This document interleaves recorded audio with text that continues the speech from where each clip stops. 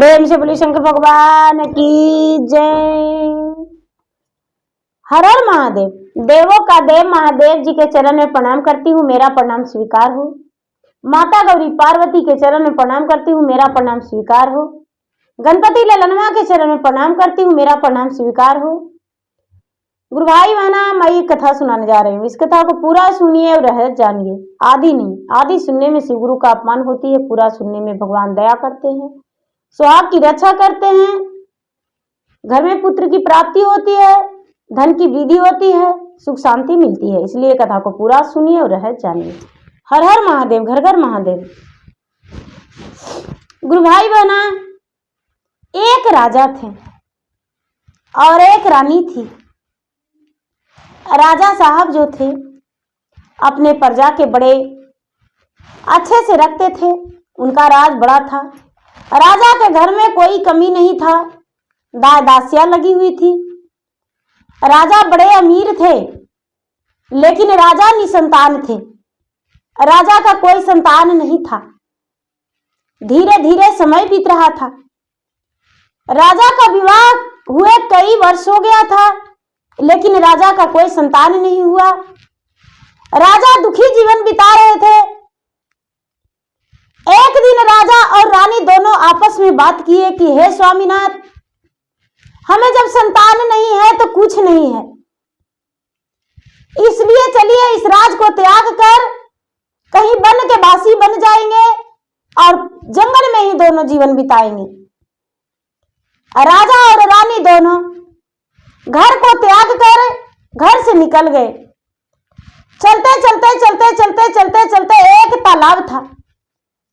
तालाब में रानी को बहुत जोरों से प्यास लग गया और तालाब में पानी पीने गए राजा रानी दोनों। तालाब ठठाकर बड़ी जोर से हंसा। तालाब जो था, तालाब के पानी जोर से हंसा।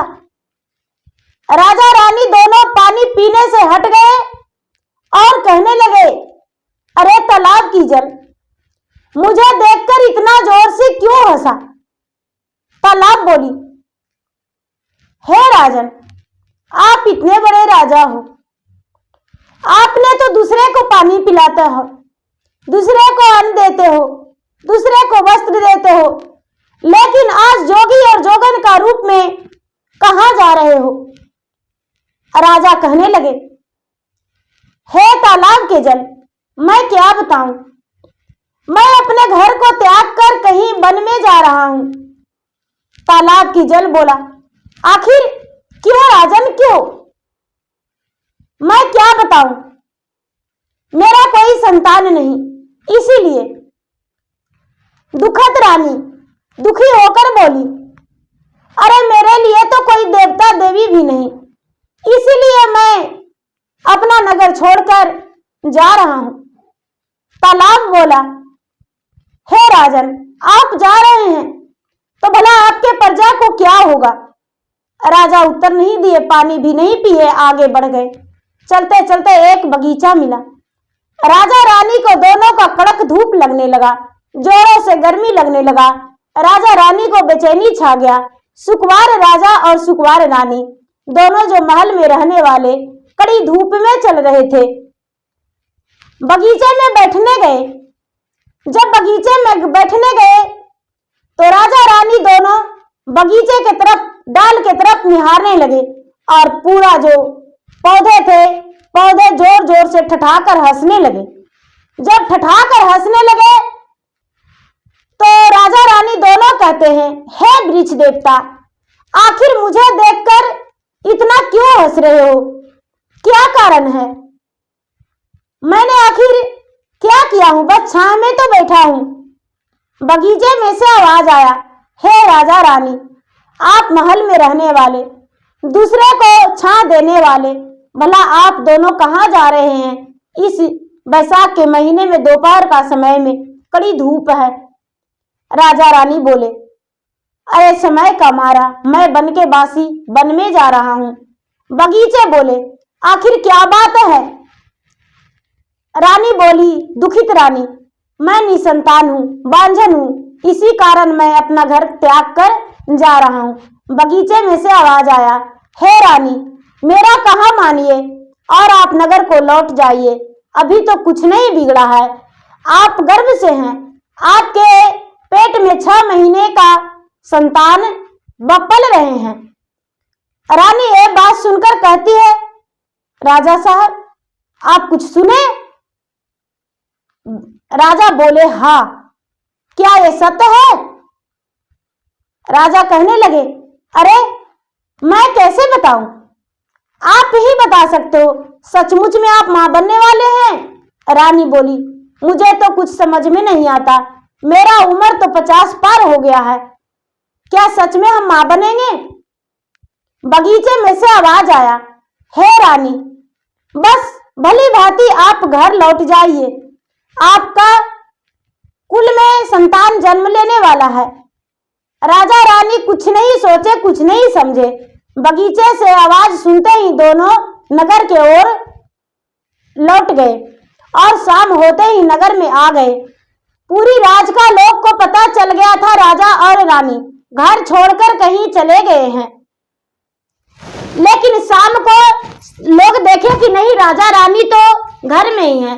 राजा रानी अपनी दुख भरी बातें अपने प्रजा से सुनाए। हाँ, ये सत्य है कि हम घर छोड़कर निकल गए थे, लेकिन अब हम लौट आए हैं। अब हम कहीं नहीं जाएंगे, कभी नहीं जाएंगे।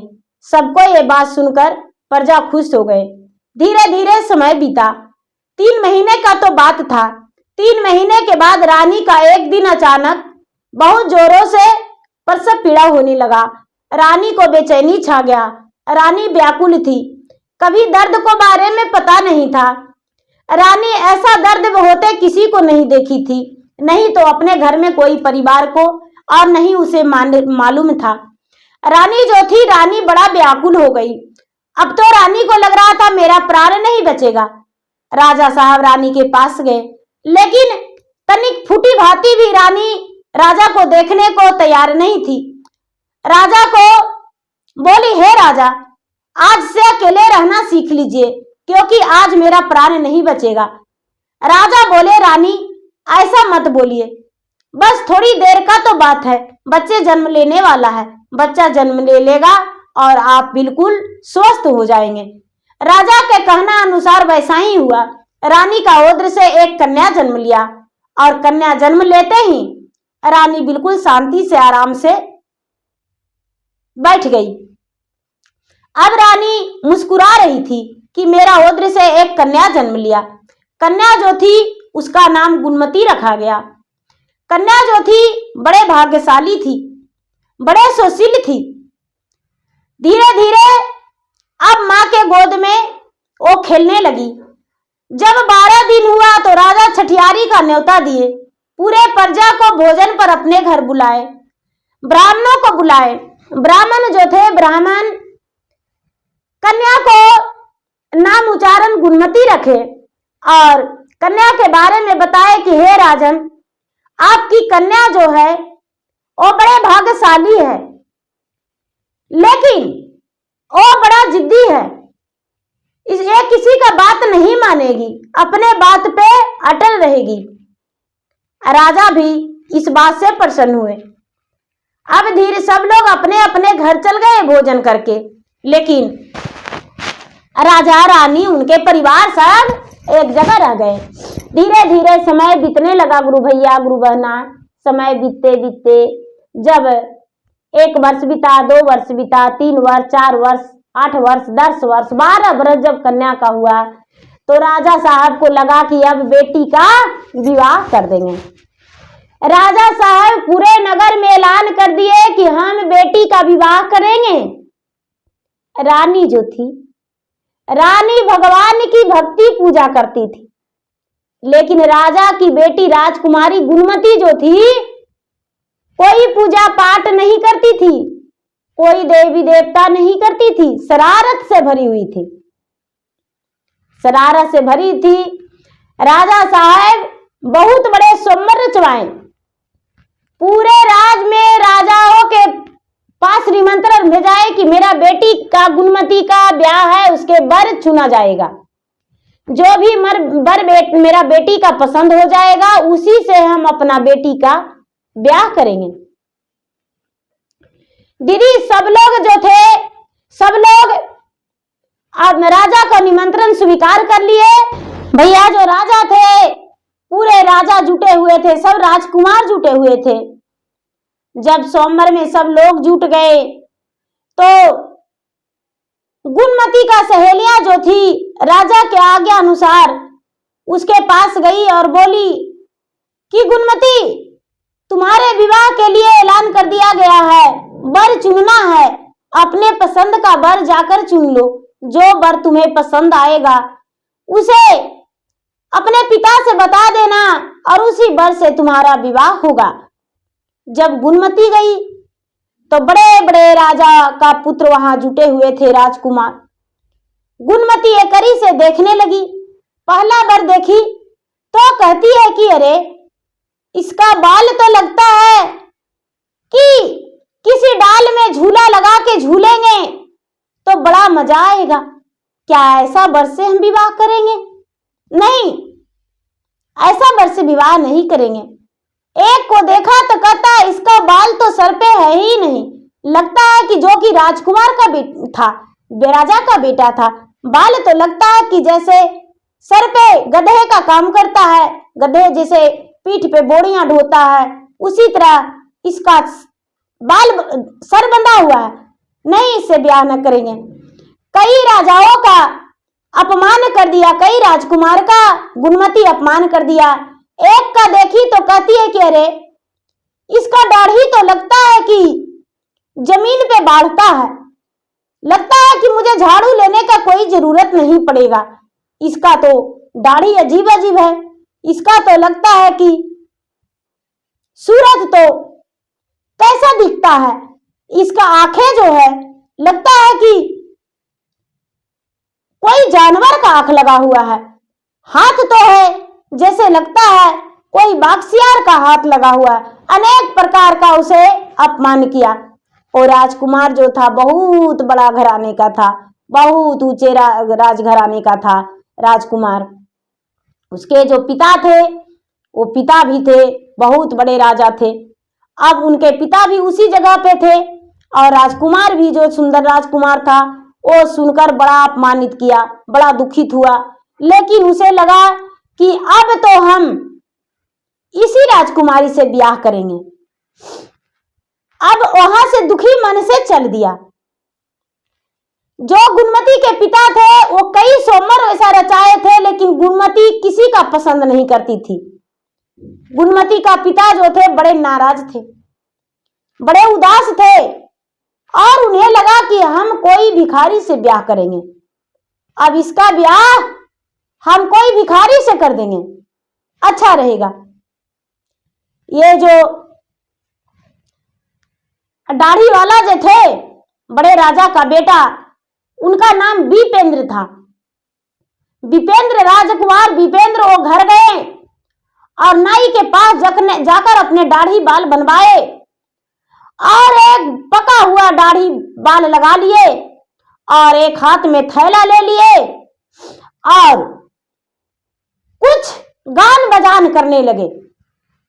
गान बजान करने लगे, एक गायक के काम करने लगे और गाते गाते राजा के राजद्वार पे जाकर बढ़िया बढ़िया राग में सुंदर सुंदर गाना गाने लगे। राजा जो थे उनका नृत्य और गान सुनकर मोहित हो गए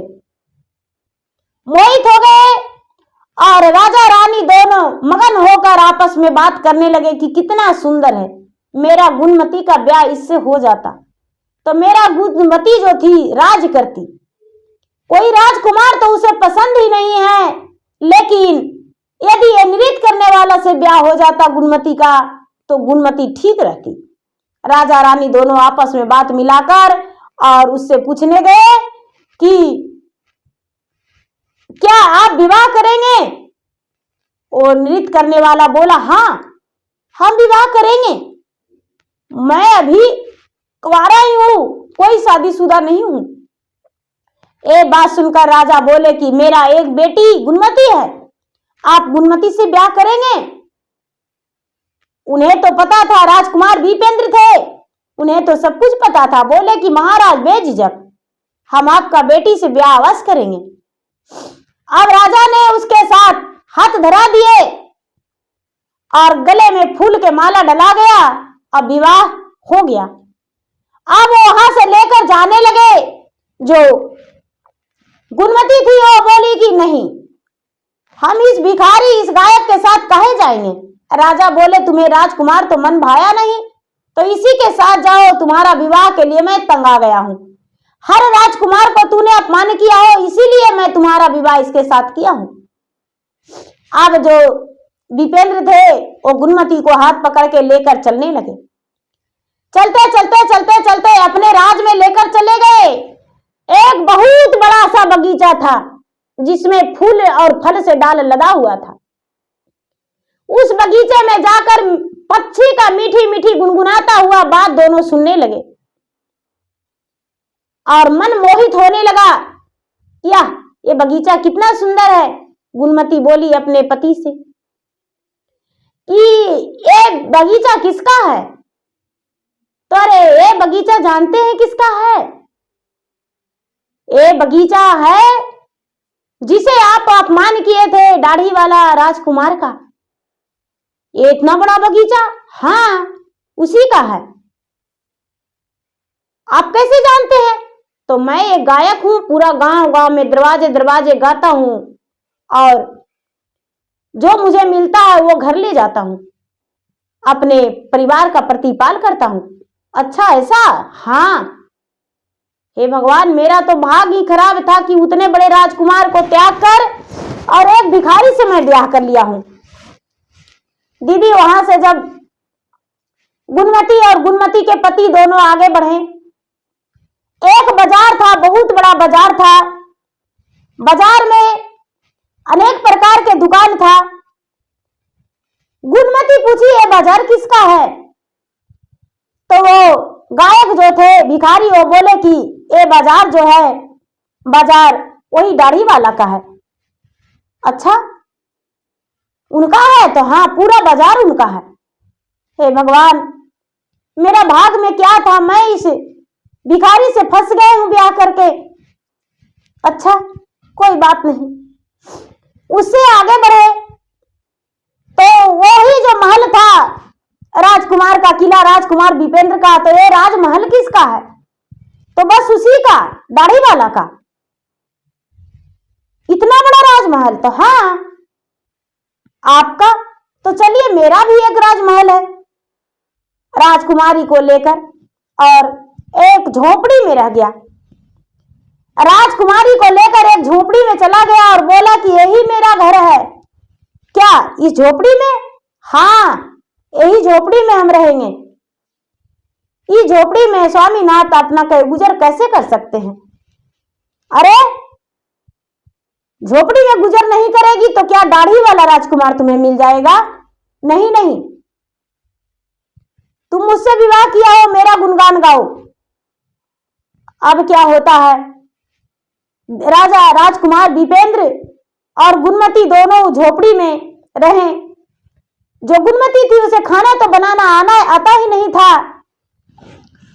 राजकुमार बोले कि अरे सुंदरी, खाना बनाओ। तो गुणमती कहती है मुझे नहीं आता बनाने। राजकुमार बोले तुम्हें बनाना होगा। अब जला कचा रोटियां बना दी, दोनों मिलकर भोजन कर लिए। सवेरा हुआ, अब 2 4 8 दिन बीता तो भिखारी कहने लगा कि अरे मेरा जो है कमाया हुआ सब खत्म हो गया, अब तुम्हें काम करना पड़ेगा। अरे हम कौन काम करेंगे? क्या करेगी? मैं कुछ नहीं जानता हूं। तुम्हें कच्चे कच्चे बांस लाकर देंगे, कमानी चीर के उसका डलवा बनाना और उसे बाजार में ले जाकर बेचना। बोले महाराज, क्या ये सब करना पड़ेगा? हम तो एक राजघराने का राजकुमारी थे, पिता का एकलौती पुत्री। राजकुमार विपेंद्र कहते हैं कि जहां एकलौती पुत्री थी वहां थी। तू मेरे घर एक भिखारी के साथ हाथ धर के आई हो और तुम्हें जो हम कहेंगे वो करना पड़ेगा। अरे तुम्हें पता होना चाहिए, जब मैका में बेटी रहती है तो फूल की समान, ससुराल आ जाती है तो दाई के समान। मेरे घर के दाई के बराबर तुम हो। बात सुनकर अब बेचारी क्या करती है, उस कमानी से डलवा बनाने लगी, हाथ कट गया, हाथ में से खून बहने लगा। अब राजकुमार बोला चलो ये काम तुमसे नहीं होगा, अब तुम नहीं कर पाएगी ये काम, ठीक है तुम्हें आसान काम देते हैं। कच्चे कच्चे मट्टी, गीला गीला मट्टी, बोले कि इसे गुनकर और मूर्ति बनाकर बाजार में ले जाकर बेचना। बाजार में ले जाकर बेचारी मूर्ति बनाकर बेचने लगी। कई लोग इसको सुंदर सूरत देखकर आने लगे और इसके पास से मूर्ति लेने लगे, लेकिन ये जो राजकुमार था वो अपना राजकुमार के पोशाक में गाड़ी से आकर उसका सारी मूर्ति को कुचल दिया। ये बोली लड़की गुणवती क्या है, कौन हो, मेरा मूर्ति सब खराब कर दिया, मेरे पति आज मुझे खाना नहीं देंगे, हम क्या करेंगे। गुणमती को बात सुनकर राजकुमार विभेद वेश बदले हुए कहने लगे कि तुम्हें खाना मिले या ना मिले मुझे क्या मतलब है, बाजार मेरा है, मेरा बाजार में मूर्ति मत बेचने आना। इंसल्ट करके लौटा दिए। अब गुणमती घरे आकर सिसक सिसक के रोने लगी। जो भिखारी था उसका पति वो आया और बोला कि क्यों रो रही हो, क्या हुआ। क्या कहूं स्वामीनाथ, हम तो मूर्ति बनाकर ले जाकर बेचने गए थे, लेकिन मूर्ति क्या, मूर्ति तो मुझे 2 दिन 3 दिन खूब बिका, लेकिन आज एक गाड़ी वाला आया और मेरा गाड़ी से सारी सामान कुचल दिया।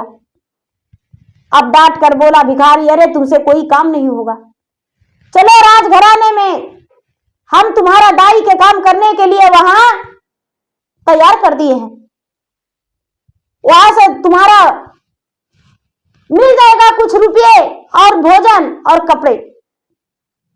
जो गुणमती थी वो दाई का काम करने के लिए अपने ही ससुराल में, जहां उसका अपना घर था, राजकुमार दीपेंद्र का जो राजमहल अपना था, उसी राजमहल में उसे ले जाया गया और ले जाकर उसे उस भिखारी बोला कि चलो अब इसके घर में काम करना। अब राजकुमारी गुणमती अपने ही घर में दासी का काम करने लगी, झाड़ू पोछा, बर्तन, कपड़ा, खाना बनाना, बर्तन धोना। 2-3 महीना पूरे लगातार दासी का काम की। सारा लोग दीपेंद्र के माता पिता त्राही त्राही थे, कांप रहे थे कि एक राजकुमारी होकर भी एक नौकरानी का काम कर रही है अपने ही ससुराल में, अपने ही घर में। मैं सास होते हुए भी उसे नहीं कह पा रही हूं कि मैं तुम्हारा सास हूं, ननद होते हुए भी नहीं कह पा रहे हैं कि हम ननद है तुम्हारा, जेठानी है वो भी नहीं कह पा रही है। अब बेचारी तंग आ गई थी। अब नौकरानी में वो सक गई, नौकरानी के काम पूरा अच्छे से निभाने लगी। एक दिन राजकुमार दीपेंद्र अपने गुणमती के पिता के पास गए और जाकर बोले, पिताजी आपकी जो बेटी थी वो अब संवर गई है, वो तो बिल्कुल सीधी स्वभाव की हो गई है, आप जो कहेंगे वही मानेगी, क्या आप उसका विवाह मुझसे फिर से कर देंगे। राजकुमार दीपेंद्र को बात सुनकर राजा सौंप गए और कहने लगे कि ये क्या बात कर रहे हैं, अपना बेटी का विवाह तो मैं एक भिखारी से किया हूं, गायक से किया हूं। कहने लगे मैं वही दाढ़ी वाला हूं जिसे आपका बेटी इंसल्ट की थी। गुणमती के पिता अपने सीने से लगाए और कहने लगे, बेटा ब्याह का तैयारी कीजिए, हम पूरे परिवार आपके घर आएंगे और अपना बेटी का कन्यादान खुशी खुशी करेंगे। राजकुमार दीपेंद्र जो थे लौटकर वहां से आ गए और पूरे शादी का तैयारी करने लगे। जब शादी का तैयारी करने लगे तो गुणमती जो थी, गुणमती पूछी और दासिया से कि इस घर में किसका ब्याह का तैयारी है। वो नहीं जानती थी कि ये घर मेरा है, मेरा पति का है और मेरा ब्याह का तैयारी हो रहा है, किसका शादी है। कहने लगे कि इस घर में एक राजकुमार दीपेंद्र हैं, उन्हीं का ब्याह है। इसे लगा कि हे भगवान, इसी घर में मैं नौकरानी का काम कर रही हूं, इस घर के राजकुमारी हम होते, बहू होते, आज मुझे इसी घर में नौकरानी का काम करना पड़ रहा है। एक लौता बेटा था, मैं उसे उस रिश्ते को ठुकरा दिया। कितना सुंदर राजकुमार था। ये राजकुमार जो था, ये दाई जो गुणमती जो थी, दाई का काम करके बर्तन धो के और घर के अंदर जा रही थी किचन में बर्तन रखने के लिए। तभी राजकुमार विपेंद्र दूल्हे का जोड़ा में पूरे शेरवानी से सजा हुआ, फूलहार से सजा हुआ और पूरे आभूषण से पूरे बदन में लगा हुआ, पूरे सुंदर सा राज वस्त्र पहने हुए और इसका हाथ पकड़ लिए। जब हाथ पकड़ लिए गुणमती को, गुणमती झिकझोर के धर दी। अरे मूर्ख, तू राजा में ही घमंड किया है। मेरा पति एक भिखारी है तो क्या, जीवन बिताने के लिए मैं उनका हाथ थाम लिया हूं और वो मेरे हाथ थाम लिए हैं, लेकिन वो मुझे भले ही कष्ट दे रहे हैं, एक दिन अपना जीवन उनके साथ सुखी बिताएंगे। तू राजा है तो अपना लिए, तू मुझ में टच नहीं कर सकता है। तू मेरा हाथ क्यों थाम पकड़ा, मेरा हाथ छोड़ो। ऐसा करके गुणमती अपने ही पति को तमाचे मार दी। पहचानने से भूल कर दी थी, वो पहचानी थी नहीं, क्योंकि इसका पति एक गायक बनके, एक भिखारी बनके रह रहे थे इसके पास, और वहां जोड़ा में सजे हुए, पूरा शेरवानी से सजे हुए और आभूषणों से लदे हुए, पूरा सुंदर सा राजा के ताज पहने हुए थे। तो ये पहचान नहीं पाई। इसे लगा कि ये राजा का बेटा है, तमाचे जड़ दी। राजा जो थे मुस्कुरा गए तमाचे खाकर। राजकुमार विपेंद्र मुस्कुराने लगे और कहने लगे, अरे सुंदरी गुणवती, तू नहीं जानती हो, देखो मेरा सूरत, मैं तुम्हारा पति वही हूं। मैं राजकुमार विपेंद्र हूं, जिसे तू भिखारी समझा था, गायक समझा था। बस तुम्हें सबक सिखाने के लिए ये सब मैंने लीला रचा। देखो, ये सब देखकर राजकुमारी गुणमती बहुत चक्के रह गई और कहने लगी, हे स्वामीनाथ, पर ये सब किस लिए? हाँ, ये सब इसलिए कि यदि तुम्हें दुख नहीं होता तो तू विवाह करने के लिए मुझसे राजी नहीं होती, और मैं तुमसे प्यार बहुत ज्यादा करता था, इसीलिए मैं तुम्हें देखकर पाने को कोशिश किया और ये सब रचा।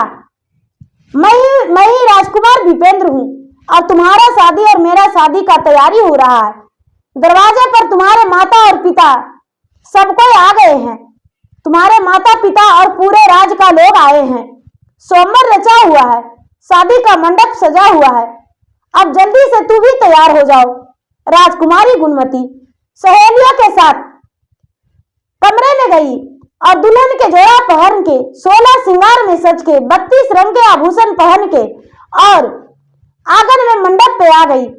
राजकुमार विपेंद्र वहां पर भी आंगन में चले गए। पूरा लोग, प्रजा और राजा सभी लोग आंगन में गए, वर वधू को आशीर्वाद दिए।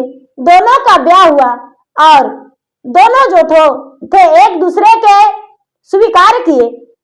दोनों का जीवन ब्याहता जीवन में बदल गया। अब एक दूसरे से दोनों प्यार करने लगे। राजकुमारी जो थी अपने पिता के पांव में गिर गई और कहने लगी, पिताजी, अब मुझे ज्ञान हो गया है।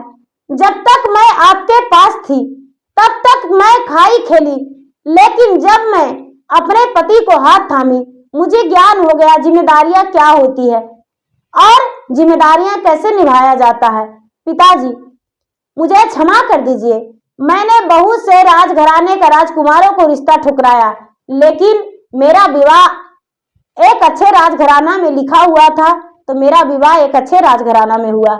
मैं तो समझा था मेरा विवाह एक भिखारी से हुआ है, लेकिन नहीं, भाग का लिखा कोई नहीं मिटता है। मेरा भाग जो था एक अच्छे घराना में विवाह होने का, तो मेरा अच्छे घराना में विवाह हुआ।